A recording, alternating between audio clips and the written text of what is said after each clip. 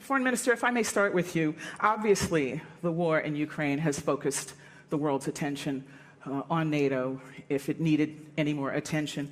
But there are NATO member partners who are far away from the action. How do you maintain urgency and focus on the issues that are important to NATO members when your populations who are far away from the conflict are mainly experiencing the conflict as inflation, increased gas prices, increased food prices? I mean, how do you maintain a sense of urgency around resolving that conflict when most people really aren't experiencing it, except secondary considerations, which are very important to them? Yeah, all public opinions in Europe, and clearly here in Spain, we are very, very far from the eastern flank and from Russia, understood very quickly, starting in February 24, that something had changed dramatically that day. War, conventional war and full scale, was back on European soil. And we were heading towards a new security Euro-Atlantic order. And therefore, what was happening there really concerned us, and it was also a threat to us. So the public opinion support, if we see the polls in Spain, to us joining all the other European partners and our natural allies that are United States are very, very high. And I think that this summit is showing that that's not incompatible with taking also a look to other threats coming from the south or hybrid threats that can happen in the east or in the south. So at the same time, there is this awareness that what's going on in the east concerns us very directly, because it's a change in the European order of avoiding war as a way of solving conflicts. And at the same time, all concerned, east and south, are really, really under the Madrid strategic concept. Mr. Secretary, easy for me to say because I haven't been in all those meetings, but one could make an argument that this has been the easy part, funneling weapons to Ukraine, maintaining solidarity around helping Ukraine maintain a defense. One can make an argument that the hard part is yet to come, pivoting to a diplomatic solution, which at some point has to take place. Are there any meaningful negotiations going on? If so, who's taking part in them? And if there aren't, what would trigger them? Well, Michelle, first, I think we have to recognize that the hard part is every single day for people in Ukraine. The death, the destruction being wrought by the Russian aggression, some of which we see on our screens, much of which we don't, is extraordinary. And the Ukrainians are living this every single day. So that's the hard part. Agreed, but for people who are not directly affected by the conflict, for other member nations like yours too. So, but I just wanted to start with that because I think it's so important that we don't lose sight of that basic fact. Second, Jose Manuel is exactly right. I think that what we've seen is a recognition throughout Europe and beyond that the aggression against Ukraine is also an aggression against some very basic principles that do underlie the international order. And if we allow them to be challenged with impunity, then we risk opening a Pandora's box. And I think people feel that. And of course, this is the worst aggression in Europe since World War II. So all of that is felt. But to your question, I'd also say a tremendous amount of work went into building together the capacity to support the Ukrainians, put pressure on the Russians, and reinforce our alliance. That didn't just happen. It was the result of a tremendous amount of engagement, including by the United States, over many, many months to do this work together. Now, it has to be sustained. It has to be sustained in terms of the support for the Ukrainians. We heard from President Zelensky today. It has to be sustained in terms of continuing to keep the pressure on Russia. And President Biden was clear from the start that that would impose some costs on us, but the stakes required it. And it requires us to do what we've done today and we'll do tomorrow at NATO, which is to, in ways we haven't seen in a generation, reinforce our own alliance, a defensive alliance, not an alliance threatening anyone, not an alliance designed to be against Russia, but to make sure that its members can adequately defend themselves. Agreed. When will a diplomatic solution be on the table, and is one in the offing? To use a very what would hackneyed expression, it takes two to tango. And we have not seen any interest on the part of Vladimir Putin in engaging in any kind of meaningful diplomatic initiative. But in any event, as we said from the start, it's really important that the Ukrainians define the terms of any potential negotiation. Our role right now is to make sure that they have the means in their hands to continue to repel the Russian aggression, and when a negotiating table eventually does emerge, which at some point it will, that they have the strongest possible hand to play at the negotiating table. Just a brief follow-up on that point. There have been some obviously sort of very disturbing military actions taking place while you all were meeting. There was, a missile attack on a shopping center, for example.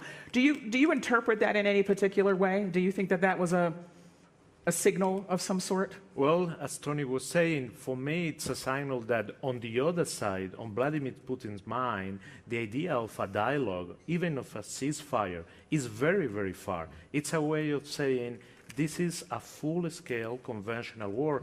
And I want to remind everyone, because this is something that is known, but we have a tendency to forget it. For many months, we said in all format, OECE, Russian NATO Council, Normandy format, bilateral dialogue, to try to solve any problem that Russia could have concerning its security. And right now, what we are seeing is that there is no one day in which civilians are killed or bombed. So for me, we all agree that dialogue would have been the best way to discuss anything, but unfortunately, Vladimir Putin doesn't agree with us. And just to add one thing, because this is important. Sure, Jose Manuel makes a really important point, especially because we're here at NATO. There was a fiction that Vladimir Putin tried to advance, that this was somehow about a threat that NATO posed to Russia, or that Ukraine posed to Russia. It was never about that, and it remains clear that it never will be. What this is about is Vladimir Putin's conviction that Ukraine does not deserve to be a sovereign, independent country. It's not about a threat that NATO poses. It's not about a threat that Ukraine poses. And unless and until he gives up on this fixation on trying to end Ukraine's sovereignty and independence, it's going to be hard to get anywhere. So the stated goal of this conversation was NATO after Madrid. I want to talk about some of those issues. Another issue, there were two significant recent disasters affecting both of your countries, both related to irregular immigration, just in the last couple of weeks. In Melilla, at least 37 people died attempting to cross. In the United States, at least 50 people died who were being smuggled into the country. Given that both of your countries, our countries, are they're national borders, but they're also NATO borders. I mean, is it time for NATO to turn its attention to mass migration in some meaningful way and to put some urgency behind that? Yeah, well, the two specific events that you pointed out is a human tragedy, and it's appalling to all of us. And what that points out is the complexity of the phenomenon of irregular migration and how both the origin and transit countries and the countries that we are receiving illegal migrants, we must cooperate as strongly as possible to try to channel and to deal with this challenge in the best way. And at the same time, we are talking about borders in which inequality is probably at its most. The Melilla border is a border between European Union and Africa, probably the most unequal and unbalanced border wherever reference you take, GDP, youth, whatever. And it's very complicated to try to channel those irregular flows. So we have to go also to the root causes, which is underdevelopment. That's why we have also to cooperate with all those countries.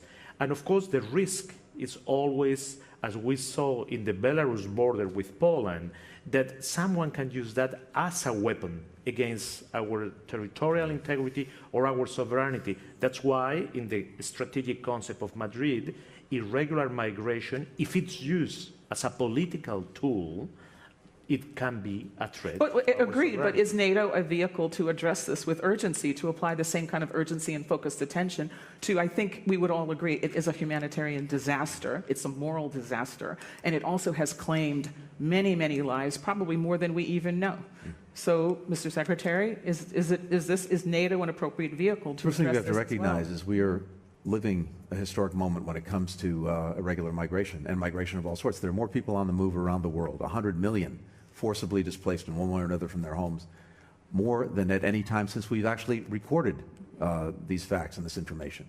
And it is happening across the world, in our own hemisphere, on our own border.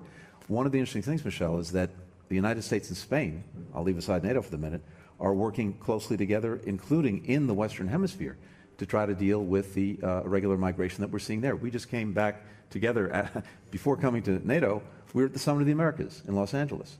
For the first time, the countries in our hemisphere, through what's called the Los Angeles Declaration, said we have shared responsibilities when it comes to trying to deal with migration, because not a single one of us alone can deal with it effectively. And we're following through on a number of things that we've agreed to try to work on this collectively. Spain is a partner in this effort with other countries in the hemisphere, with the United States. So for sure, we need collective approaches to this. So another question for both of you, China. I mean, is it your hope that steps taken here will send a message to China? And if so, what is it? What's the message? China is a permanent member of the Security Council, so their role must be to preserve war, peace, and stability. That's what we expect from China. So that's the main message from this summit to China. What NATO wants is peace and stability in the world, and we hope to cooperate with them. So it's to China to tell us if they want to engage with us in that way. What about you, Mr. Secretary? No, I very much agree. The relationship that we all have with China is among the most complex and consequential of any relationship that we have with another country. And there are aspects of the relationship that are clearly competitive, and we need to make sure that that competition is fair and engage in it very, very strongly. At the same time, there are aspects increasingly where we have to contest what China is doing. And one of the things that it's doing is seeking to undermine the rules-based international order that we adhere to, that we believe in, that we helped build. And in that sense, NATO has come together and said in its strategic concept, this is basically the blueprint that we have for how we're going to approach the world together. For the first time, we have China as a feature of that strategic concept, a concern that all of the countries in NATO have, not looking for conflict, but trying to make sure that together we're upholding the rules-based international order wherever it's being challenged. And if China is challenging it in one way or another, we will stand up to that. At the same time, as José Manuel said, there are areas where we hope to pursue cooperation. But in 2010, the last time we had a strategic concept, a document that I know maybe some people's eyes will glaze over, but it's actually really important to look at it because it does define the road ahead for NATO, what it is this alliance will be doing. Yes, defending itself and trying to deter aggression from countries like Russia, dealing with all sorts of new transnational threats that didn't even exist at the time the last strategic concept in 2010 was written. Back then, by the way, NATO was looking at Russia as a potential partner. China was not even mentioned. And of course, cybersecurity, outer space, challenges, hybrid challenges, short of actual physical conflict. None of those things really featured in what we were thinking about. Now they are. Now they do, and China's a part of that. Just a very brief follow-up on this. There are 4 Asia-Pacific countries that are partners. I think that's the right term, partners. That's right. NATO partners. They're not NATO members, they're NATO partners. What role do you see them playing going forward? Can you be a little bit specific? Well, NATO, although the main threat now comes from the eastern flank, and we have to look at the southern flank because it's the direct threat. NATO, in order to promote peace and stability, that's all we want, must have a global look at global affairs. And there is where those partners are very important for us, as Jordan or Mauritania in the southern flank. Our Asian partners help us to better understand, to engage with people on those parts of the world, and to promote that rule-based order. Before we let you go, just a final question for each of you, an open-ended question. What do you see as the biggest challenge for NATO going forward? I mean, some say it's these gray zone countries like Georgia or Moldova, possibly Ukraine going forward, where these countries are looking to the West for security guarantees, but they're probably not going to be members of NATO. Some people say it's the illiberal tendencies that are emerging in countries that we thought to be settled democracies. I don't think I need to name them. So what do you see as the biggest challenge for NATO going forward? And let's say, Mr. Minister, we gave you the first word, so I'll give Mr. Blinken the last word. So will you go first? Let me turn a little bit your question. Threats are going to appear and they can transform. The real challenge for us is to keep united and to keep the cohesion. If we do it, we are showing it concerning the Russian threat. We will always overcome whatever happens. If we start to have divisions and to try to get different approaches, then even very small challenges can be very, very disruptive for us. Mm-hmm. That really should have been the last word, because I think it was perfect. But go ahead. No, first of all, it really is the unity that Jose Manuel talked about, because virtually none of the challenges that we have, whether it's in the Euro-Atlantic area or beyond, and by the way, I think he's exactly right about why the partnerships with other countries are so important. We tend to look at our security in different silos. We've had a transatlantic silo, we've had an Asian silo, we have a hemispheric silo. We have to break them down because virtually all of these problems touch on each of us, and there are different competencies and different perspectives and different assets that countries can bring to bear if they're working together. What is so powerful about what we've done in the last day, and we'll do tomorrow, is to reaffirm in ways that I can't remember us doing, the solidarity among our countries. NATO is emerging from this summit more united, more focused, and with more assets to deal with a multiplicity of challenges. There's not a single one. The immediate threat posed by Russia and its aggression on Ukraine and against the principles of the international order, the longer-term challenge posed by China, a whole series of transnational threats to include climate and the effect that that has, including on generating conflict. All of these things are in our strategic concept. All of these things are challenges we have to meet and face, but we know that we're going to be more effective in doing it if we actually have a shared common approach, and we're bringing our shared weight to bear against them. That's what we're doing here over these 2 days. Secretary of State Blinken, Minister José Manuel Albares, thank you so much for joining us today. I'm sorry we don't have time for questions, so I was told. Thank you so much for joining us. Thank you. Thank you. I'm going to allow you to move on.